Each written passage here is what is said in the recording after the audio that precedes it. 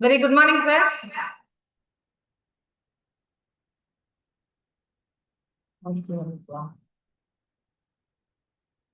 So once again, good morning to all. இந்த அருமையான நேரத்துல உங்க எல்லாரையுமே சந்திக்கிறதுல ரொம்ப மகிழ்ச்சி. My name Krishnaveni from Tirunelveli, ground director of wastage.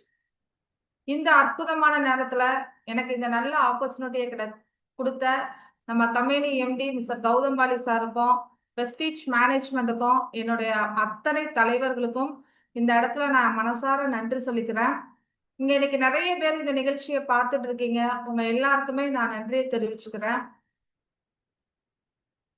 Friends, நிறைய பேர் நம்ம வெஸ்டேஜ் பிசினஸ் ஸ்டார்ட் பண்ணிட்டோம். நல்ல சக்சஸ்ஃபுல்லா பண்ணிட்டு இருப்போம். சிலர் நிறைய டவுட்ல இருப்போம். பண்ணலாமா வேண்டாமா, எப்படி பண்றதுன்னு தெரியல, ஃபேமிலியில சப்போர்ட் இல்லை, நம்ம கிட்ட திறமை இல்லை, நம்மளால பெருசா வர முடியல.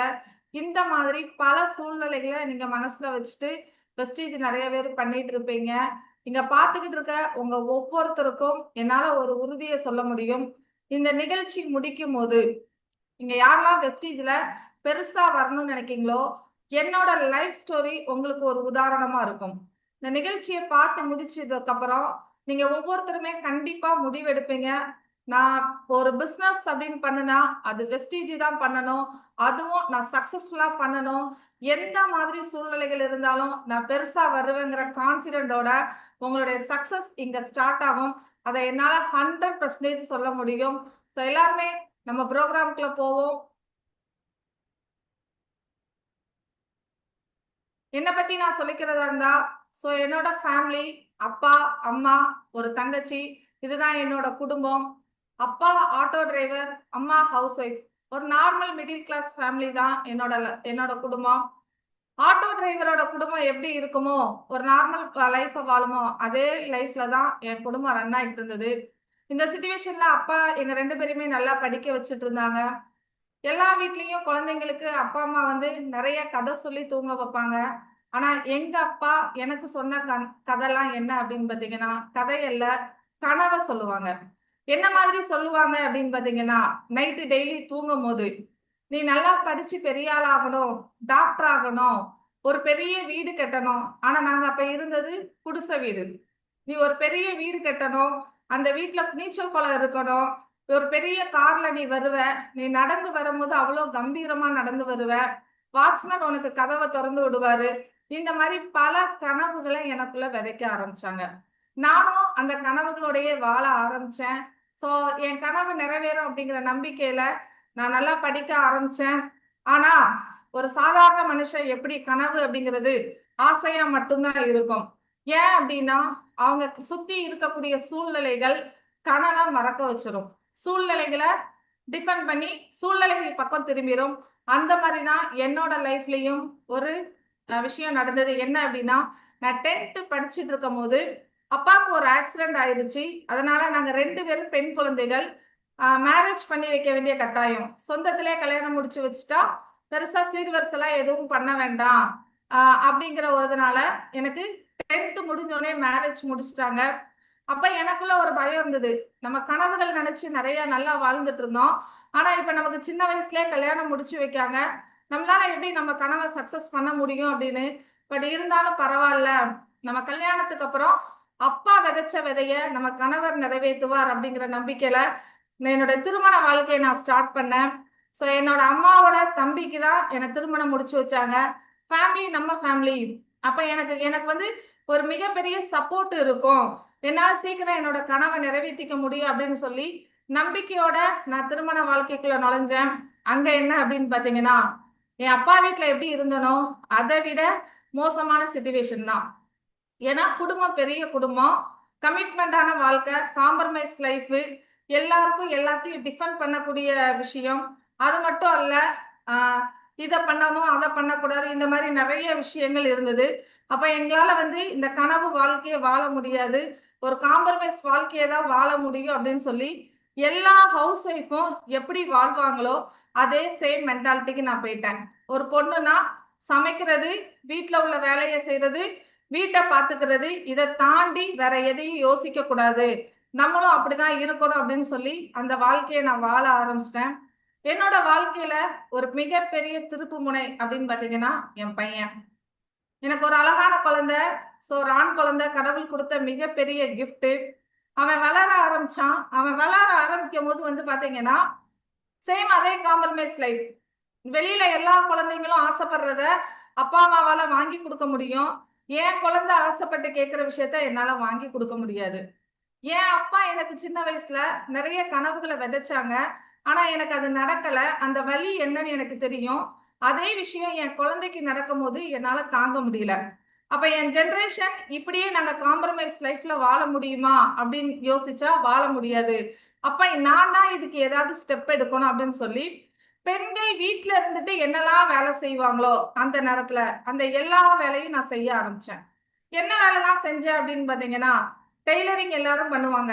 வீட்ல இருந்துட்டே நம்ம டெய்லரிங் பண்ணலாம் அப்படின்னு சொல்லி டெய்லரிங் பண்ண ஆரம்பிச்சேன். கூட பின்னி கொடுக்க ஆரம்பிச்சேன். ஸோ திருநெல்வேலியிலேயே எல்லா பெண்களும் ஃபேமஸா பண்ணக்கூடியது பீடி சுத்துறது. அதையும் செய்ய ஆரம்பிச்சேன். ஆனா அதுலலாம் இருந்து வந்த வருமானம் என் ஃபேமிலிக்கு போதுமானதா இருந்ததா அப்படின்னு பாத்தீங்கன்னா இல்ல.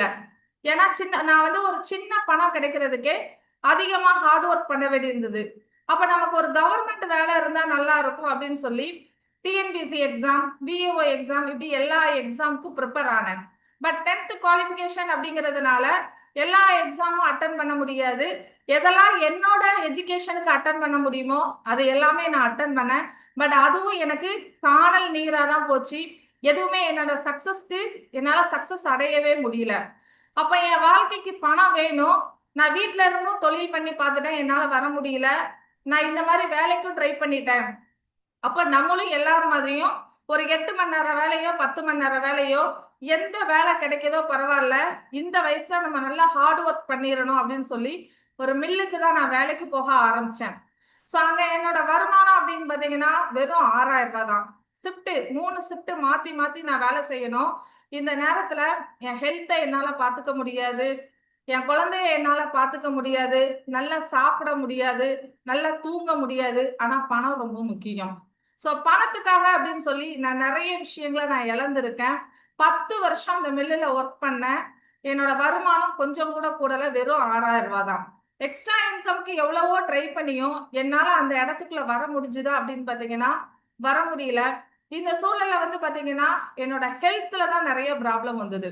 என் வாழ்க்கை மாறும் வாழ்க்கை மாறும் நான் நினைச்சேன். வாழ்க்கை மாறல. 10 வருஷம் கழிச்சு எனக்கு ஹெல்த்ல வந்து பாத்தீங்கன்னா தைராய்டு பிரச்சனை இருந்தது. ஒரு 2 மாசம் தான் நான் லீவ் எடுத்தேன். அப்பதான் எனக்கு பணத்தோட அருமை என்னன்னு தெரிஞ்சது. வேலைக்கு போகும்போது வந்தது சின்ன பணம்னாலும் கண்டினியூவா வந்தது.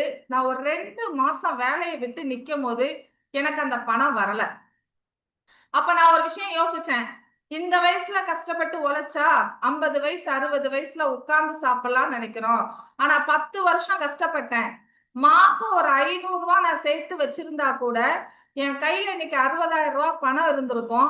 ஆனா 500 ரூபாய் கூட சேர்த்து வைக்க முடியாத காம்ப்ரமைஸ் லைஃப தான் நான் வாழ்ந்திருக்கேன். அப்படிங்கும் போது எனக்கு ஃபியூச்சர் மேல ஒரு பயம் வந்தது. இதுக்கடுத்து நான் என்ன செய்வேன் அப்படிங்கிற குழப்பம் வந்தது.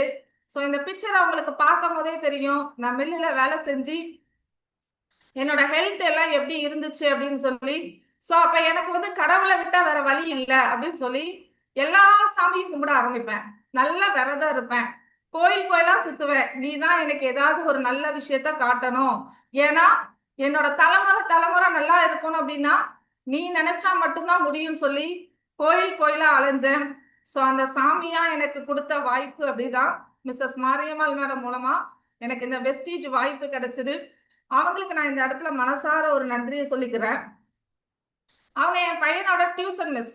எனக்கு அடிக்கடி இந்த வாய்ப்பை பத்தி சொல்லுவாங்க. வேணி ஒரு நல்ல வாய்ப்பு இருக்கு, நீங்க இதுல வந்து ஜாயின் பண்ணுங்க அப்படின்னு சொல்லுவாங்க. அப்ப எனக்கு என்ன அப்படின்னா இவங்க ஏதோ ஒரு விஷயம் சொல்றாங்க, நம்மளை எதுவும் ஏமாத்திடுவாங்களோ அப்படின்னு நினைச்சிட்டு பயந்துட்டே நான் சேராம இருந்தேன். பட் எதிர்ச்சியா ஒரு நாள் அவங்க வீட்டுல நடந்த ஒரு மீட்டிங் நான் அட்டன் பண்ண வேண்டிய சுச்சுவேஷன் இருந்தது. நான் போய் அட்டன் பண்ணேன். ஸோ அந்த இடத்துல தான் வந்து பாத்தீங்க அப்படின்னா எனக்கு கடவுளா கொடுத்த அடுத்த கிஃப்ட் மிஸ்டர் செந்தில்குமார் சார். சீடன் தயாராகும் போது குரு தோன்றுவார். எனக்கு அந்த இடத்துல தோன்றியவங்க தான் மிஸ்டர் செந்தில்குமார் சார். அவங்களுடைய மீட்டிங் தான் நான் அன்னைக்கு அட்டன் பண்ணேன். அவங்களோட இன்கம் ஸ்டேட்மெண்ட் என்னைய ரொம்ப ஆச்சரியத்துக்கு உண்டு பண்ணது. ஏன் அப்படின்னா இந்த வெஸ்டீஜ் வாய்ப்புல முதல் மாசத்துல இருந்து இறுதி மாசம் வரைக்கும் அவங்களுடைய வருமானம் கிராஜுவலா வளர்ந்திருந்தது. ஸோ ஒரு 3 இயர்ஸ்க்குள்ள அவங்க ஒரு நல்ல லக்ஸரி லைஃப்க்குள்ள போயிருந்தாங்க. அப்ப இந்த தொழில்ல ஏதோ ஒரு விஷயம் இருக்கு, நம்ம பண்ணலாம் அப்படின்னு முடிவெடுத்தேன். அந்த நேரத்துல எனக்கு ஒரு நம்பிக்கையும் குடுத்தாங்க. என்ன நம்பிக்கை குடுத்தாங்க அப்படின்னா, "சார் நான் இந்த பிசினஸ்ல என்ன பண்ணலாம் ஜெயிக்கலாம்? இதுல என்னலாம் இருக்குன்னு" சொல்லும்போது, அவங்க சொன்ன விஷயம், "உங்க கனவுக்கான தொழில் மேடம் இது. இந்த தொழில்ல நீங்க சக்சஸ்ஃபுல்லா பண்ணீங்கன்னா, நீங்க எப்படி வாழணும்னு நினைக்கிறீங்களோ, அந்த லைஃப வாழ முடியும். நல்ல வீடு கட்டுவீங்க, நல்ல கார் வாங்குவீங்க." இந்த மாரி நெறைய விஷயங்கள் சொன்னாங்க. அப்ப எனக்கு ஞாபகம் வந்தது எங்க அப்பாவுடைய வார்த்தை தான். சின்ன வயசுல எங்க அப்பா சொன்னாரு. பட் சிச்சுவேஷன் காரணமாக எனக்கு மேரேஜ் முடிச்சு வச்சுட்டாங்க. இப்ப எங்க அப்பா இல்ல. ஆனா, எங்க அப்பா சொன்ன வார்த்தைய சார் வாயில இருந்து நான் கேட்டேன். சோ அப்ப நான் முழுசா நம்ப ஆரம்பிச்சேன். அப்பா வந்து இவங்க ரூபத்துல தான் எனக்கு ஹெல்ப் பண்றாங்க அப்படிங்கிற விஷயத்த நான் உணர ஆரம்பிச்சேன். இவங்க என்ன சொல்றாங்களோ அத நான் கேட்டு இந்த பிசினஸ பண்ணணும்னு முடிவெடுத்தேன். ஸோ டியர் ஃப்ரெண்ட்ஸ், உங்க எல்லார்கிட்டயும் சொல்றேன். வெஸ்டேஜ் வாய்ப்பு உங்ககிட்ட வருது அப்படின்னா, நெறைய பேர் வந்து பயந்திருப்பீங்க. கடவுளால் குடுக்கப்பட்ட ஒரு மிகப்பெரிய பொக்கிஷம் தான் வெஸ்டேஜ். உங்களுக்கு யார் இந்த வாய்ப்ப குடுக்குறாங்களோ, அவங்க கடவுளால அனுப்பப்பட்ட இறை தூதர்கள் தான். அப்படி எனக்கு கிடைச்சவங்க தான் செந்தில்குமார் சார். அவங்க சொல்றத கேட்டு பண்ணணும்னு முடிவெடுத்தேன். பட் ஒரு பொண்ணு முடிவெடுத்துட்டோம் அப்படின்னா, உடனே பண்ண முடியாது. ஃபேமிலில சப்போர்ட் வேணும். பெர்மிஷன் வேணும். என் வீட்ல போய் நான் பெர்மிஷன் கேட்டேன். என் வீட்ல இதுக்கு எனக்கு பெர்மிஷன் குடுக்க மாட்டேன் அப்படின்னு சொல்லிட்டாங்க. ஏன்னா, எங்க ஃபேமிலி அப்படின்னு பார்த்தீங்கன்னா, ஒரு பொண்ணு அப்படின்னா இப்படிதான் இருக்கணும். வீட்ட விட்டு படி தாண்டக்கூடாது. ஆ ஜென்ட்ஸ் கிட்ட பேசக்கூடாது. இந்த மாரி பல ரூல்ஸ் என்னோட ஃபேமிலில உண்டு. அதனால இந்த தொழில் நம்ம ஃபேமிலிக்கு செட் ஆகாது. நீ இத பண்ணக்கூடாது அப்படின்னு சொல்லிட்டாங்க. எனக்கு என்ன பண்றதுன்னே தெரியல. ஆனா, நான் ஒரு விஷயம் யோசிச்சேன். இன்னைக்கு என்ன பண்ணக்கூடாதுன்னு சொல்றவங்க, எனக்கோ, என் குழந்தைக்கோ, அடுத்தடுத்து வரக்கூடிய ஜெனரேஷனுக்கோ தேவையான எல்லா விஷயத்தையும் பண்ண முடியுமா அப்படின்னு பார்த்தீங்கன்னா, பண்ண முடியாது. என் லைஃப்க்கு உண்டான விஷயத்த நான் தான் டிசிஷன் எடுக்கணும்னு சொல்லி, அவங்க எல்லார்கிட்டயுமே நான் டைம் கேட்டேன். எனக்கு ஒரு 3 வருஷம் டைம் குடுங்க. நான் இந்த பிசினஸ நான் நல்லா பண்ணுவேன் அப்படின்னு சொன்னேன். பட் எனக்கு அப்பவும் அவங்க சப்போர்ட் பண்ணல. ஆனா, நான் அவங்கள மீறி தான் பண்ண ஆரம்பிச்சேன். இந்த இடத்துல நெறைய பேர் இருப்பீங்க. வீட்ல வேண்டான்னு சொன்ன உடனே எல்லாரும் அப்படியே போட்டுருவோம். ஆனால் என்னால அப்படி போட முடியல. ஏன் அப்படின்னா, ஏழையா பொறந்தது என் தப்பில்ல. நான் கோடீஸ்வரி ஆகுறதுக்கு உண்டான ஒரு நல்ல வாய்ப்பு கிடைச்சு, நான் அத மிஸ் பண்ணக்கூடாது அப்படிங்கிறத நான் கரெக்ட்டா புரிஞ்சேன். கடவுளா குடுத்த இந்த வாய்ப்ப நான் மிஸ் பண்ணணும்னு நெனைக்கல. என்ன வந்தாலும் வரட்டும், கடவுள் என் கூட நிப்பாரு அப்படின்னு சொல்லி இந்த தொழில நான் ஸ்டார்ட் பண்ணேன். ஸோ நான் ஸ்டார்ட் பண்ண உடனே நான் மிஸ்டர் செந்தில்குமார் சார்ட்ட கேட்டேன். "சார், இந்த தொழில்ல நான் ஜெயிக்கணும்னா நான் என்ன பண்ணணும்? எனக்கு எதுவுமே தெரியாது" அப்படின்னேன். அப்ப அவங்க வந்து, "நீங்க பார்ட் டைமா இந்த பிசினஸ ஸ்டார்ட் பண்ணுங்க மேடம். அதுக்கப்புறம் நீங்க ஃபுல் டைமா பண்ணுங்க" அப்படின்னாங்க. சரி அப்படின்னு சொல்லிட்டு அவங்க ஒரு 3 மாச ட்ரெய்னிங் அதாவது கிரியேட் த லீடர் அப்படின்னு சொல்லி ஒரு 12 வீக்ஸ் ட்ரெய்னிங் ஸ்டார்ட் பண்ணாங்க. இந்த ட்ரெய்னிங் முடிக்கிறதுக்குள்ள நான் சொல்லி தர்ற விஷயத்த நீங்க செய்ய ஆரம்பிச்சீங்க அப்படின்னா, என்னால ஷூரா சொல்ல முடியும். உங்களுடைய வருமானம் ஒரு 4 மாசத்துல ரூ. 10,000 வரும்னாங்க. எனக்கு நம்பிக்கை வந்தது. ஏன்னா, நான் 10 வருஷம் வேலை பார்த்த இடத்துல, எனக்கு ரூ. 6,000ல இருந்து ஒரு ரூ. 500 கூட கூடல.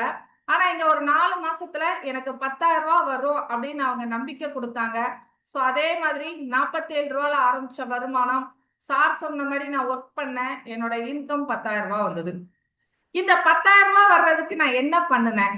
அப்படின்னு பார்த்தீங்கன்னா, வெஸ்டீஜ்ல எல்லாருக்கும் சொல்லிக் குடுக்குற மாரி தான். ஃபர்ஸ்ட் ட்ரீம்ஸ் எழுதுங்கன்னாங்க. ட்ரீம்ஸ் எழுதுனேன். நேம் லிஸ்ட் எழுதுங்கன்னாங்க. நேம் லிஸ்ட் எழுதுங்கன்னு சொல்லும்போது எல்லாருமே என்ன பண்ணுவோம்? நம்ம யார் யார்கிட்ட பேசிக்கிட்டு இருக்கோமோ குளோஸா, அந்த 10 பேர், 15 பேர எழுதுவோம். இல்ல அப்டின்னா, என்ட்ட நேம் லிஸ்ட் இல்ல. யாருமே எனக்கு தெரியாதுன்னு சொல்லுவோம். எனக்கும் சேம் அதே சிச்சுவேஷன் தான். என் ஃபேமிலி மெம்பர்ஸ தவிர எனக்கு வேற யாரையும் தெரியாது. மில்லுல நான் வேலை செஞ்சேன் அப்டிங்கிறதுனால, மில் மெம்பர்ஸ தவிர வேற யாரும் எனக்கு தெரியாது. அப்ப நான் எனக்கு தெரியாது அப்டிங்கும்போது, முதல்ல தெரிஞ்ச பெர்சன்ட்ட தான் ஆரம்பிக்கணும் அப்டிங்கிறதுனால, என் ஃபேமிலில உள்ளவங்கட்ட சொன்னேன். ஆல்ரெடி எனக்கு சப்போர்ட் கிடையாது. மில்லுல வேலை செய்றவங்க கிட்ட போய், நான் இந்த மாரி ஒரு பிசினஸ் பண்றேன். இதுல நல்ல ப்ராடக்ட்ஸ் இருக்கு. நல்ல பிளான் இருக்கு. வாங்க நம்ம சேர்ந்து பண்ணுவோம் அப்படின்னு சொல்லும்போது, எல்லாருமே அவாய்ட் பண்ணாங்க. ஸோ நிறைய என்ட்ட யாருமே ஒரு சோப்பு கூட வாங்கல. அந்த நேரத்துல எனக்கு என்ன பண்ணனே தெரியல. ஆனா எல்லாரும் மாதிரியும் நான் சோர்ந்து போய் உட்காரல. ஏன் அப்படின்னா, வெஸ்டீஜ் ஃபார்ம்ல நான் கையெழுத்து போடும்போது என் லைஃப் மாறணும், இதுல என்ன பண்ணணும்னு தெரியாம தான் நான் பண்ணேன். என் லைஃப் மாறணும்னு மட்டும்தான் நினைச்சேன். எனக்கு தெரிஞ்சவங்க இவ்வளவு பேர் தான், ஆனா தெரியாதவங்க இந்த உலகத்துல நிறைய பேர் இருக்காங்க. தெரியாத எல்லாரையும் தெரிஞ்ச நபரா நான் மாத்தணும்னு முடிவெடுத்தேன். ஸோ அதுக்கு நான் செஞ்ச விஷயங்கள், டெய்லி காலையில வீட்டை விட்டு 9 மணிக்கு நான் வெளியில வந்துடுவேன் ஃபீல்ட் ஒர்க்கு. யாருமே தெரியாத யார்கிட்ட போய் ஃபீல்ட் ஒர்க் பண்ணுவோம், எல்லாருக்குமே தோணும். தெரியாத நபர்கிட்ட தான் என்னோட பிசினஸை நான் ஸ்டார்ட் பண்ணேன். நடந்தே போவேன். எந்தெந்த கடைகள்ல எல்லாம் பெண்கள் லேடிஸ் உட்கார்ந்துருக்காங்களோ அந்த கடைகள்ல போய் அவங்க கிட்ட வாலண்டியரா கான்டாக்ட் நம்பர் வாங்குவேன். ஸோ பஸ்ல டிராவல் பண்ணுவேன். எந்தெந்த பெண்கள்லாம் பஸ்ல கொஞ்சம் ஸோ நல்லா ஒரு ஏதாவது பண்ணணும்னு தேடல்ல இருக்காங்களோ அவங்களுடைய பார்வையை வச்சு கண்டுபிடிச்சு அவங்க கிட்ட நம்பர்ஸ் கலெக்ட் பண்ணுவேன். எங்கெல்லாம் பெண்கள் கூட்டம் கூட்டமாக இருக்காங்களோ, பேங்கு, கோயில், ஸ்கூல்ஸ், இந்த இடங்கள்ல எல்லாம் போய் நம்பர்ஸ் கலெக்ட் பண்ண ஆரம்பிச்சேன். ஸோ கான்டாக்ட் லிஸ்டே இல்லை அப்படின்னு சொல்லி நிறைய பேர் தட்டி கழிப்பீங்க. ஆனா கான்டாக்ட் லிஸ்ட் எனக்கும் இல்லை, நான் உருவாக்குனேன். ஸோ இப்படி நான் உருவாக்கிக்கிட்டு இருக்கும் போதுதான் எல்லா இடங்கள்லயும் நிறைய பெண்களை நான் கண்டுபிடிக்க ஆரம்பிச்சேன். நிறைய மகளிர் குழுல இருக்கிறவங்க, ஆடி பண்றவங்க, எல்ஐசி பண்றவங்க, இந்த மாதிரி இன்வால்மெண்ட் இருக்கக்கூடிய பெண்களை எல்லாம் நான் வாலண்டியரா பேசி பேசி அவங்க கிட்ட பிசினஸ் நான் ப்ரமோட் பண்ணேன். ஆனா நான் ப்ரமோட் பண்ண உடனே எல்லாரும் ஜாயின் பண்ணாங்களா அப்படின்னு பாத்தீங்கன்னா கிடையாது. அப்ப என் கையில வெறும் 1000 ரூபாய் தான் இருந்தது. அந்த 1000 ரூபாய்க்கு என் கையில மெட்டீரியல்ஸ் வச்சுக்கிடுவேன். ஸோ நான் பேசுற ஒவ்வொரு நபர்கிட்டையும் நான் சொல்லிட்டு வர்ற விஷயம் என்ன அப்படின்னா, நீங்க பிசினஸ் எப்பனாலும் ஜாயின் பண்ணுங்க. ஆனா இந்த சோப்பு நல்லா இருக்கும், இந்த பேஸ்ட் நல்லா இருக்கும், இந்த டீ தூள் நல்லா இருக்கும்னு சொல்லி இந்த 3 பொருளை எல்லா பெண்கள் கிட்டையும் நான் கொடுக்க ஆரம்பிச்சேன். என்னோட சக்சஸ்க்கு பெண்கள் கிட்ட நான் பேச ஆரம்பிச்சது எனக்கு ஒரு மிகப்பெரிய சக்சஸ் நான் சொல்லுவேன். ஸோ ஒரு டெய்லியும் நான் ஒரு 5 பெண்கள் கிட்ட இந்த மாதிரி விஷயத்த நான் சொல்லி அவங்க கிட்ட மூவ் பண்ணிடுவேன். அப்ப எனக்கு டெய்லி ஒரு 1000 ரூபாய்க்கு ப்ராடக்ட் மூவ் ஆயிரும். 200 ரூபாய் ரீட்டைல் ப்ராஃபிட் கிடைக்கும். அந்த 200 ரூபாய் ரீட்டைல் ப்ராஃபிட் தான் என் வாழ்க்கைக்கு ஆதாரம். என் குழந்தைக்கு என்ன வேணுமோ, எனக்கு என்ன வேணுமோ அந்த பணத்துல தான் வாங்க முடியும். மாசம் கிட்டத்தட்ட 30,000 ரூபாய்க்கு நான் ப்ராடக்ட் செல்லிங் மட்டும் பண்ணுவேன் தெரியாத நபர்கள் கிட்ட. டெய்லி காலையில வீட்டை விட்டு வெளியில போய் தான் பண்ணேன். ஸோ இப்படியே நான் பண்ணி பண்ணி தான் இந்த 10,000 ரூபாய் வந்தது. அதுவும் வந்து பாத்தீங்கன்னா ஒரே மாசத்துல வரல. முதல் 3 மாசம் இந்த மாதிரி ப்ராசஸ் தான் நடந்தது. இந்த ப்ராசஸ் நடக்கும் போதே எனக்கு ஒரு ஆள் கூட டிஸ்ட்ரிபியூட்டரா ஜாயின் பண்ணல. எல்லாரும் என்ன யோசிச்சுட்டு இருப்போம், நம்ம போய் பேசுற 4 பேர் பேசின உடனே ஜாயின் பண்ணிடணும்னு நினைப்போம். எனக்கு 3 மாசம் வரைக்கும் யாருமே வந்து ஜாயின் பண்ணல. ஆனா என்னோட லீடர் மிஸ்டர் செந்தில்குமார் சார், நீங்க பண்ணுங்க மேடம், உங்களுக்கு டீம் வரும்பாங்க. ஆனா அந்த நேரத்துல நான் என்னோட திறமையை எல்லாம் வளர்க்க ஆரம்பிச்சேன். எனக்கு பேச தெரியாது இந்த இண்டஸ்ட்ரியில வரும்போது, பேச ஆரம்பிச்சேன்.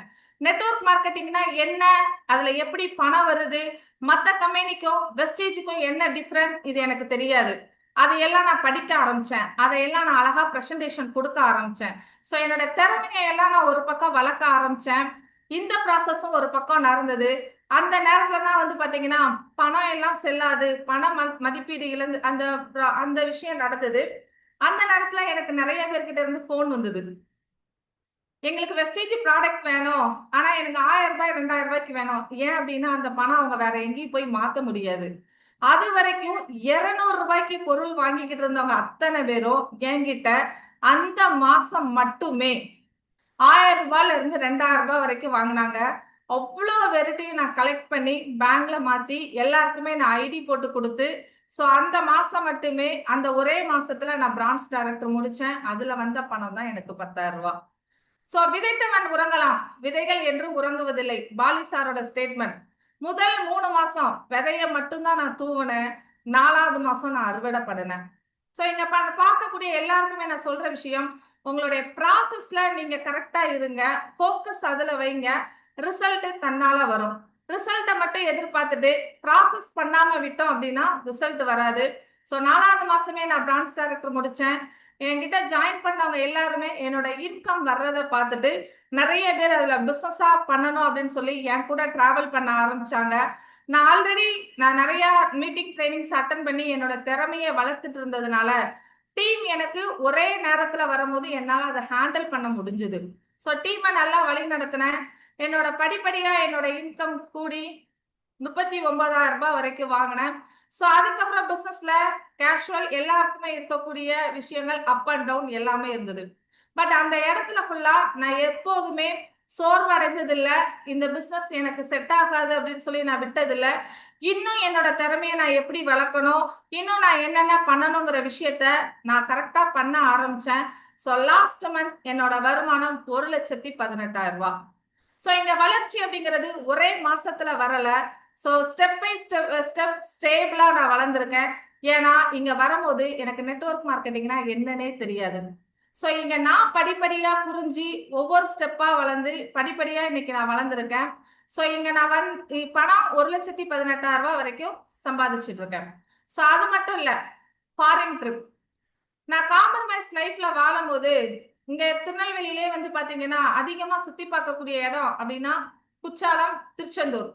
இங்க போனோம் அப்படின்னாலே நான் யோசிக்கணும், பஸ்ல போகவா ட்ரெயின்ல போகவா, பஸ்ல போனா இவ்வளவு செலவாகும், ட்ரெயின்ல போனா கம்மியாகும்.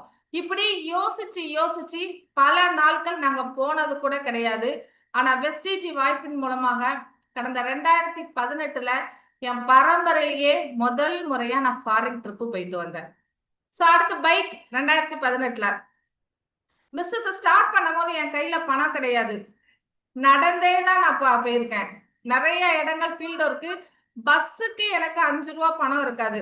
நடந்து நடந்து தான் ஃபீல்ட் ஒர்க் பண்ணினேன். ஸோ நான் ஃபீல்ட் ஒர்க் பண்ணும்போது நினைப்பேன், நானும் பைக் வாங்குவேன் அப்படின்னு சொல்லி 2018ல 75,000 ரூபாய் மதிப்புள்ள ஹீரோ பிளஷர் பைக்கு என்னோட சொந்த பணத்துல வெஸ்டீஜ் மூலமா வாங்கினேன். என் வீட்டு சப்போர்ட்டோட நான் வாங்கல. ஸோ கார் எல்லாருக்குமே ஒரு ஆசை இருக்கும், அப்படிதானே? எனக்கும் ஆசை இருந்தது. ஆனா அந்த ஆசையை நான் எப்படி வளர்த்துக்கிட்டேன் அப்படின்னு பாத்தீங்கன்னா, நான் டிராவல் நடு ரோட்ல கொளுத்துற வெயில்ல நடந்துகிட்டு இருப்பேன். நல்ல செப்பல் கூட இருக்காது. என் கண்ணு முன்னாடி கார் போகும் போதெல்லாம் எனக்கு இந்த கார் கிடைக்குமா அப்படின்னு சொல்லி நான் ஏக்கத்தோடு பார்த்தது கிடையாது. நானும் ஒரு நாள் இந்த கார்ல இதே ஊர்ல வலம் வருவேன் அப்படின்னு நினைச்சேன். ஸோ என்னோட ட்ரீம் கார் 2025ல Volkswagen Virtus 14 லட்சம் ரூபாய் மதிப்புள்ள கார் நான் அச்சீவ் பண்ணியிருக்கேன். ஸோ நீங்க நான் மட்டும் அச்சீவ் பண்ணல, என்னோட டீம்ல நிறைய பெண்களை, என்னோட டீம்ல வந்திருக்கக்கூடிய பெண்களுக்கும் நெட்வொர்க் மார்க்கெட்டிங்னா என்னன்னு தெரியாது, பேச தெரியாது. எல்லாருமே நார்மல் ஹவுஸ் ஒய்ஃபா இருக்கக்கூடியவங்க தான். அத்தனை பேரையும் சம்பாதிக்க வச்சதுக்கு முக்கிய காரணம் என்ன அப்படின்னு பாத்தீங்கன்னா, என்னுடைய 4 வருஷ எக்ஸ்பீரியன்ஸை அவங்களுக்கு நான் ஈஸியா சொல்லி கொடுக்க ஆரம்பிச்சேன். நிறைய பெண் சாதனையாளர்களை நான் உருவாக்க ஆரம்பிச்சேன். ஸோ இன்னைக்கு 100க்கும் அதிகமான பிரான்ச் டைரக்டர்ஸ் என்னோட டீம்ல ஒரு நல்ல இன்கம் சம்பாதிச்சுட்டு இருக்காங்க. So silver directors, star directors,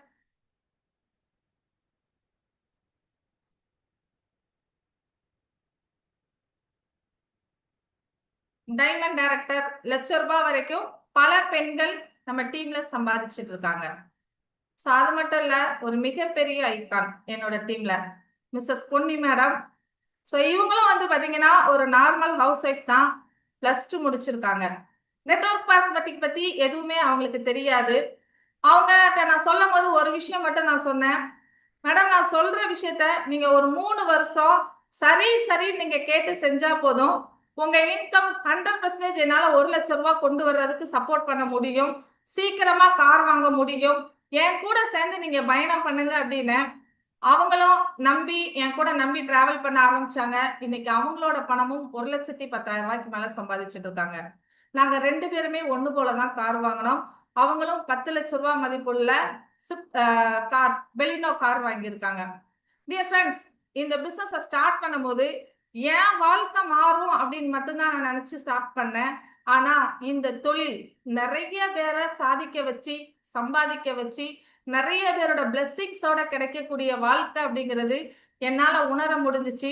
so இந்த சக்சஸ்க்குலாம் முக்கிய காரணம் யாரு அப்படின்னு பாத்தீங்கன்னா, நம்ம company MD mister Gautam Pali sir, Deepak sir, Kanwar sir, இவங்க 3 பேருடைய இந்த பிளான், இந்த வெஸ்டீஜ் வாய்ப்பை நமக்கு கொடுத்ததுனால மட்டும்தான் இந்த விஷயம் எனக்கு கிடைச்சிருக்கு. அவங்களுக்கு நான் இந்த இடத்துல மனசார நன்றி சொல்லிக்கிறேன். அடுத்து பாத்தீங்கன்னா என்னோட leaders mister Siddha Singh sir. இந்த இடத்துல நான் அவங்கள பத்தி சொல்லிக்கிறதா இருந்தா, பிசினஸ் ஸ்டார்ட் பண்ணும் போது நிறைய குழப்பங்களோட கமிட்மெண்டான லைஃப்ல தான் வந்துட்டு இருந்தேன். பிசினஸ் வளரும் போது நிறைய அப் அண்ட் டவுன் இருந்துச்சு. கமிட்மெண்ட்டும் எனக்கு அதிகம் இருந்தது. அந்த நேரத்துல எனக்கு வந்து ஃபீல்ட் ஒர்க் பண்ணணும் அப்படின்னு நினைச்சா என் கமிட்மெண்ட்டை நினைச்சு எனக்கு பயம் வரும். ஐயோ 10ஆம் தேதி ஆனா இவங்களுக்கு பணம் கொடுக்கணும், அவங்களுக்கு பணம் கொடுக்கணும், வீட்ல சொல்ல முடியாது, பையனை படிக்க வைக்கணும், என்ன செய்யன்னு குழம்பிக்கிட்டு இருக்கும்போது மோஸ்ட்லி ஆஃப் என்ன கமிட்மெண்ட்டே என்ன அடுத்த கட்டத்துக்கு வளர விடல. அப்ப எனக்குள்ளேயே நிறைய போராட்டம் குழப்பம் இருந்தது. நான் எவ்வளவு ஹார்ட் ஒர்க் பண்றேன், என்னால ஒரு லிமிட்டேஷனுக்கு மேல ஏன் போக முடியல அப்படிங்கிற விஷயம் எனக்கு புரியல.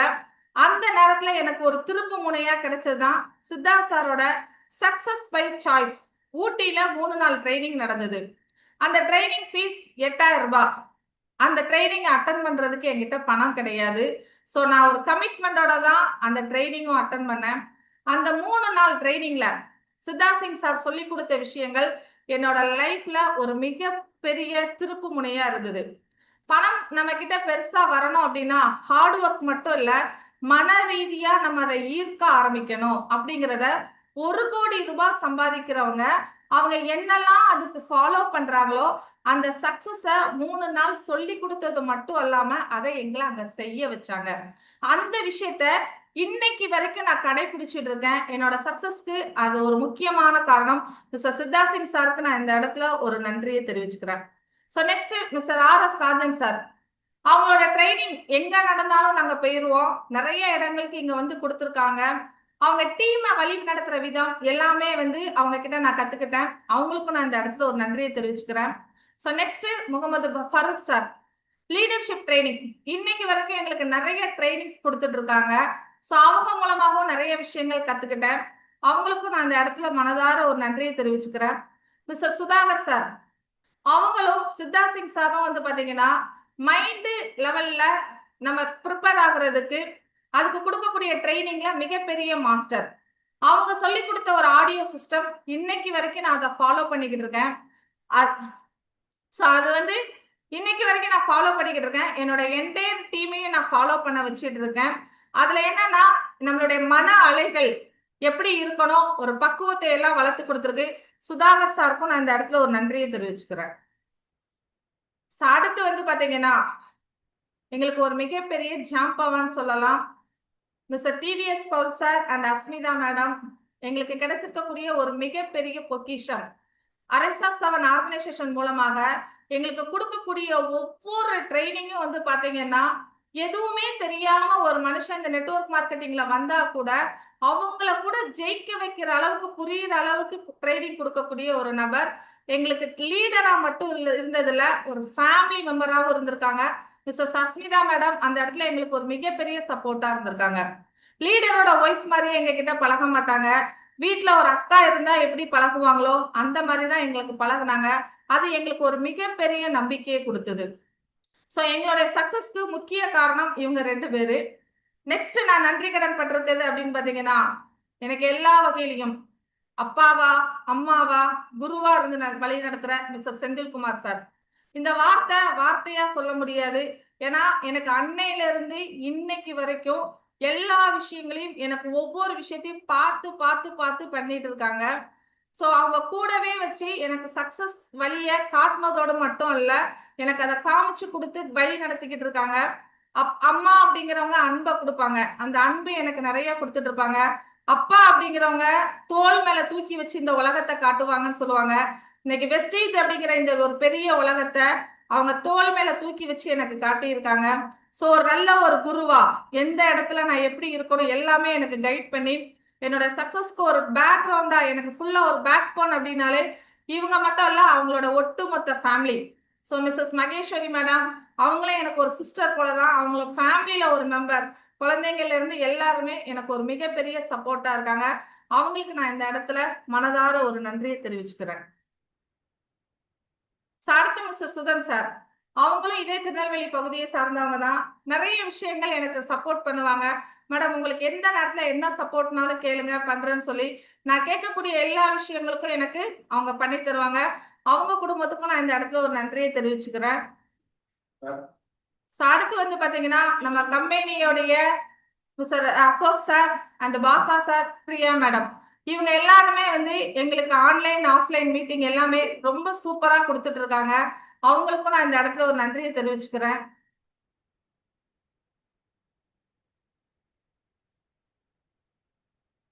ஸோ அடுத்து வந்து பாத்தீங்கன்னா என்னோட பையன். ஸோ அவன் வந்து பாத்தீங்க அப்படின்னா அவனோட லைஃப்காக தான் நான் இந்த பிசினஸை ஸ்டார்ட் பண்ணேன். எங்க வீட்ல எனக்கு பெர்மிஷன் இல்லை. அவன்கிட்ட நான் வந்து கேட்டேன், இந்த தொழில நம்ம பெருசா வர முடியும்.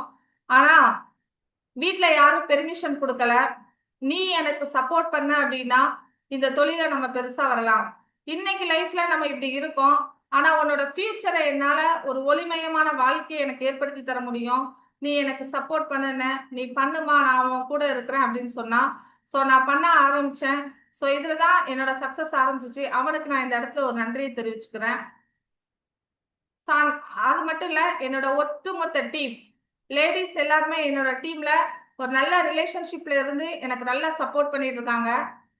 ஸோ இது எல்லாமே என்னுடைய சக்சஸ்க்கு முக்கிய காரணம். இப்போ வெஸ்டீஜ் வந்ததுக்கு அப்புறம் என்னுடைய அச்சீவ்மெண்ட் சொல்லிட்டேன். ஆனா வெஸ்டீஜ்ல நான் அச்சீவ் பண்றதுக்கு என்னென்ன பண்ணேன். ஸோ என்னுடைய ட்ரீம்ஸ், இதுல நான் பண்ண விஷயங்கள் dreams, visualisation, goals, planning, action, belief. இது எல்லாருக்குமே தெரியும். எல்லா ட்ரைனிங் செக்ஷன்லயும் எல்லாரும் பார்த்துருப்பீங்க. ஆனா பார்த்துட்டு நோட்ல நோட் பண்ணியிருப்பீங்க, இல்ல அதை கேட்டுட்டு அப்படியே விட்டுருவீங்க. பட் நான் செஞ்ச விஷயம் என்ன அப்படின்னு பாத்தீங்கன்னா, ட்ரீம்ஸ்னா பிக்சர் ஒட்டணும் அப்படின்னாங்க. அந்த நேரத்துல எனக்கு ட்ரீம்ஸ பிக்சர் ஒட்டுங்கன்னு சொல்லும் போது என்கிட்ட வந்து ப்ரௌசிங் சென்டர்ல போய் எடுத்து ஒட்டுற அளவுக்கு கூட பணம் இல்லை. இந்த மாதிரி ஒரு நோட்ல தான் நான் ஒட்டுனேன், பேப்பர் கட்டிங் வச்சு. ஸோ அதுக்கப்புறம் கொஞ்சம் பணம் வர வரதான் நான் இந்த மாதிரி கட்டிங்ஸ்லாம் கொஞ்சம் கிரியேட்டிவா திங்க் பண்ணி ஒட்ட ஆரம்பிச்சேன். கார் வாங்கணும் அப்படிங்கறது ஆசை இருந்தது. நான் ஸ்டார் டைரக்டர் முடிச்ச உடனேயே கார் ஷோரூமுக்கு போய் நான் காரை புக் பண்ற மாதிரி, காரை டிரைவ் பண்ற மாதிரி, இந்த மாதிரி எல்லாமே நான் வந்து போட்டோஸ் எடுத்து நான் அதை வாங்கின மாதிரியே நான் ட்ரீம்ஸ் ஒட்ட ஆரம்பிச்சேன். ஸோ இவங்கள மாதிரி நானும் ஒரு லேடி அச்சீவரா வரணும் அப்படின்னு சொல்லி கிரியேட்டிவா நான் திங்க் பண்ண ஆரம்பிச்சு ட்ரீம்ஸா ஒட்ட ஆரம்பிச்சேன்.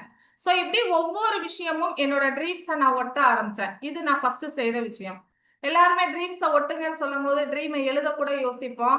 ஆனா நான் எழுதும் போது, நான் ஒட்டும் போது என்கிட்ட எந்த சோர்ஸும் அதை அடையிறதுக்கு இல்லை. ஆனா என்னோட லீடர் சொல்றாங்க அப்படிங்கிறதுக்கு நான் இதை ஒட்ட ஆரம்பிச்சேன். So next visualisation.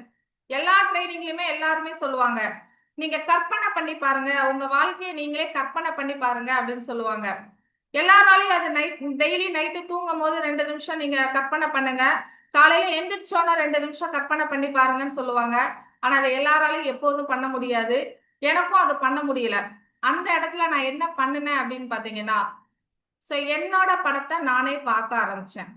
எல்லா லேடிஸும் என்ன பண்ணுவீங்க, வீட்ல டிவி சீரியல் பார்ப்போம், இல்ல மொபைல்ல வேற ரீல்ஸை யாரோ ஒருத்தவங்களோட ஸ்டோரியை பார்ப்போம். நான் கிரியேட்டிவா நிறைய வீடியோஸ் எடிட் பண்ணி நைட்டு தூங்கும் போதெல்லாம் என்னோட படத்தை நான் பார்ப்பேன். அந்த மாதிரி சில வீடியோஸ் நான் உங்ககிட்ட காட்டுறேன். யார் மாதிரி முற்போட்டு போக முடியல.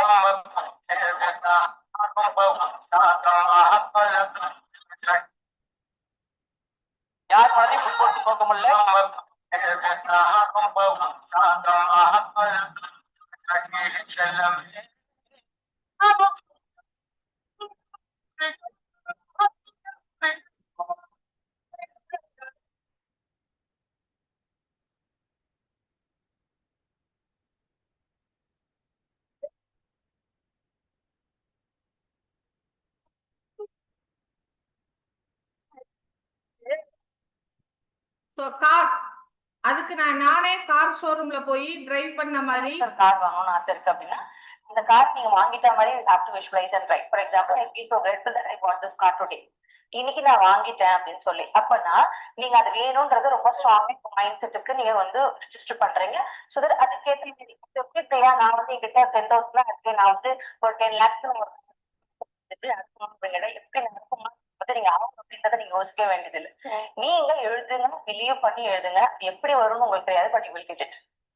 சோ பிகாஸ் அப்போ நம்ம மைண்டுக்கு இருக்கு அப்படின்றத நான் பிலீவ் பண்றேன். பிகாஸ் நான் இதை பண்ணாம இதை அச்சீவ் பண்ணாம இதை நான் சொல்ல முடியாது. இதை நான் பண்ணி நான் அச்சீவ் பண்ணி நான் எங்க இருந்து ஸ்டார்ட் பண்ணி எங்க நிக்கிறேன்னு all because of what I visualise. நான் என்ன யோசிச்சேன், என்ன நம்பினேன், அதுதான் நடந்தது. ஸோ இந்த கொஸ்டின் கிட்டே நம்ம எப்பவுமே இருப்போம். இது நடக்குமா, போகுமா, இதுதான் பண்ணு காமெடி, இதெல்லாம் நீங்க யோசிச்சீங்கன்னா இதை உங்களால பண்ணவே முடியாது. பிலீவ் பண்ணி பண்ணீங்கன்னா 10,000 வகுப்புல இருந்தா கூட நீங்க அதை. ஸோ இதுதான் ஃப்ரெண்ட்ஸ், விஷுவலைசேஷன் வந்து எனக்கு என்ன வேணுமோ என்கிட்ட எதுவுமே இல்லாத சிச்சுவேஷன்ல நான் இதை யோசிக்க ஆரம்பிச்சேன். எல்லாருமே இன்னைக்கு வந்து யோசிக்கிறது இதெல்லாம் வருமான்னு யோசிப்பீங்க. வர்றதுக்கு என்ன பண்ணணுமோ நான் அதை யோசிக்க ஆரம்பிச்சேன். அதை திங்க் பண்ண ஆரம்பிச்சேன். அது எனக்கு நடந்தது.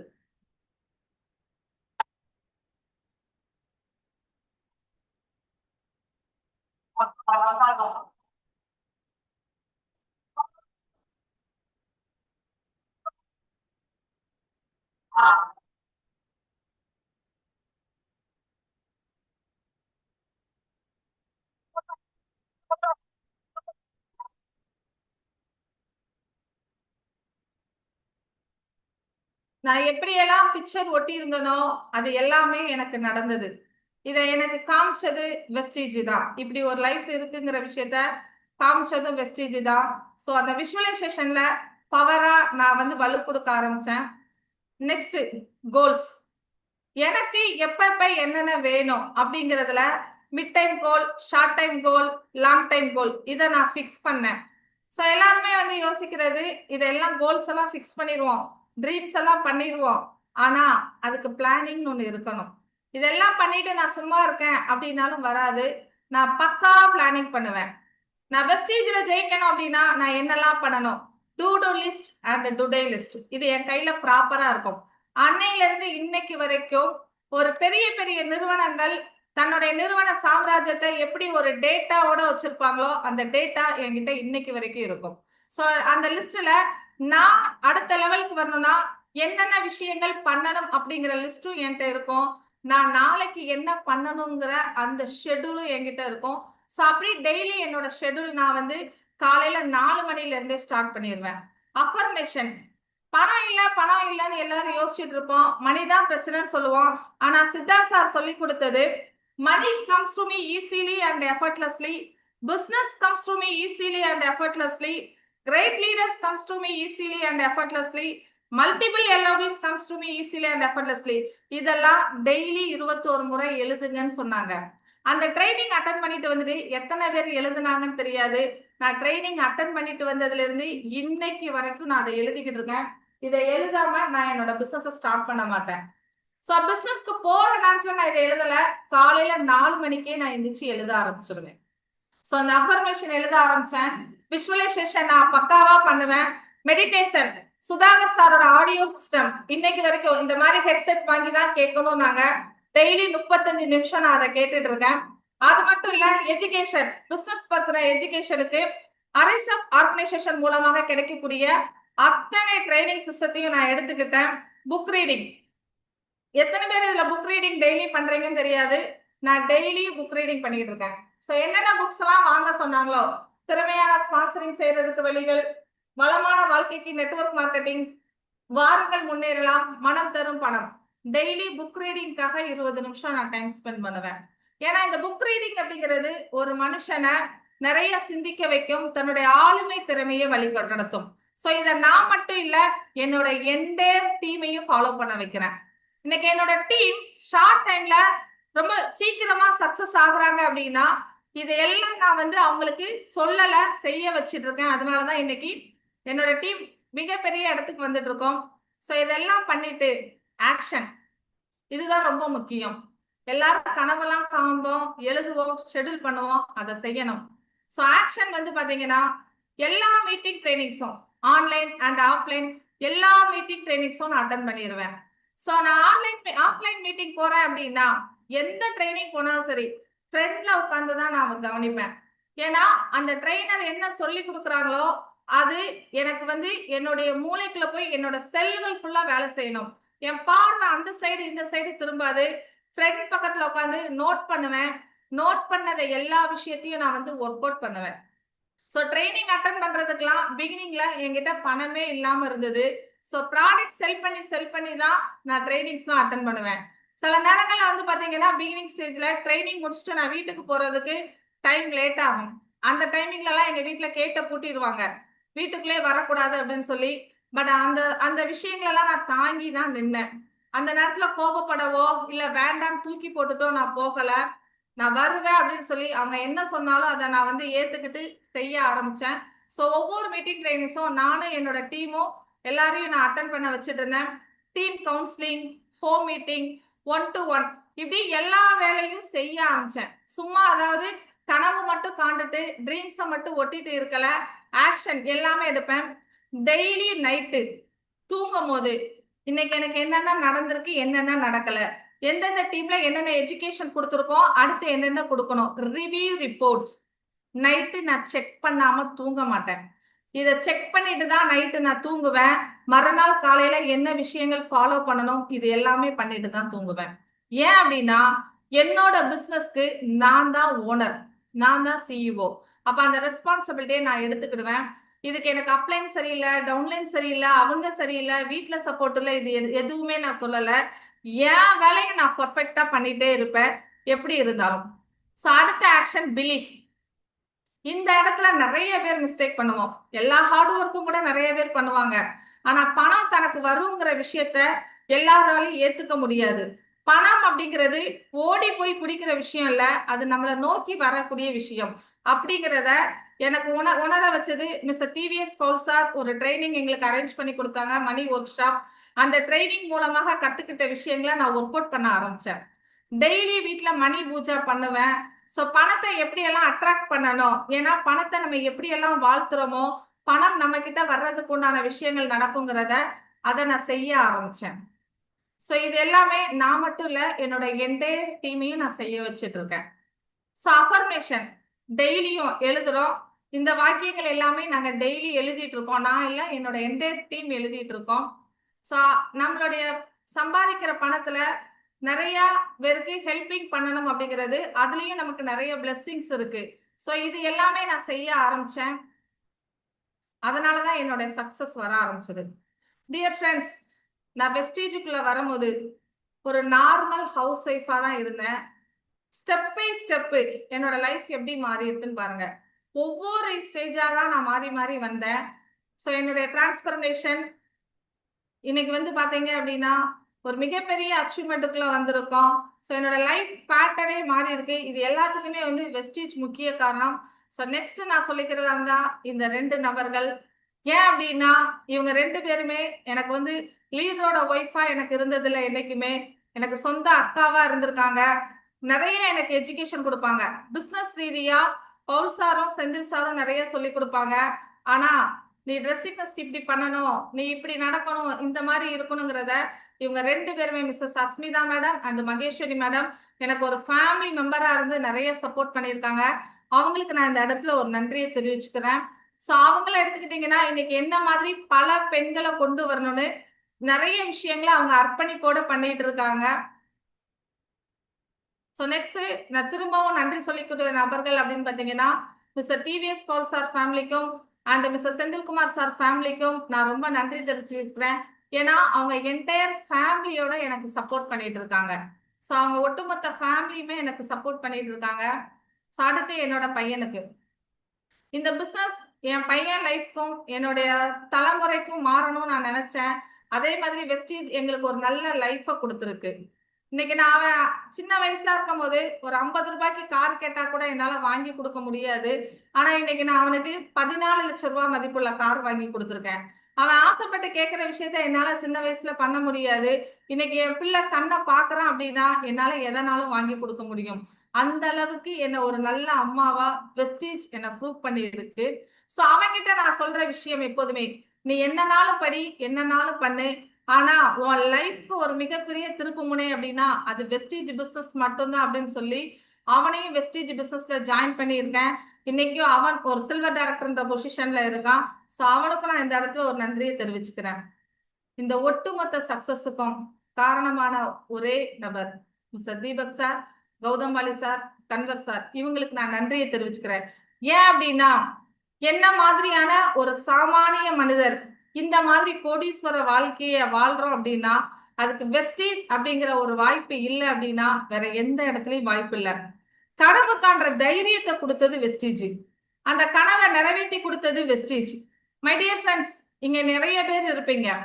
என்னோட லைஃபை பார்க்கும்போது உங்களுக்குள்ளேயும் ஒரு நம்பிக்கை வந்திருக்கும். வெஸ்டீஜ் சாதாரணமா நினைக்காதீங்க. வெஸ்டீஜ் வயிற்றுல பிறந்தவங்களுக்கு கிடையாது, வைராகியத்துக்கு பிறந்தவங்களுக்கு. ஏன்னா என்னோட great leader mister TVS Paul sir அடிக்கடி சொல்லுவாங்க, அந்த விஷயம் இங்க நடந்திருக்கு. உங்களுடைய சூழ்நிலைகளும் சந்தர்ப்பங்களும் உங்களுக்கு சாதகமா இல்லைனாலும் பரவாயில்ல. ஆனா வெஸ்டீஜ நீங்க விட்டுறாதீங்க. வெஸ்டீஜ கெட்டியா பிடிச்சுக்கோங்க. உங்களுடைய கனவுகள் அனைத்தும் நடக்கும்.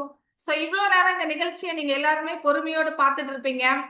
இந்த நிகழ்ச்சியின் மூலமாக வெஸ்டீஜ் பிசினஸ்ல நீங்க எல்லாருமே சக்சஸ் ஆகணும். அதுக்கு நீங்க முடிவு எடுப்பீங்கன்னு நம்பிக்கிறேன்.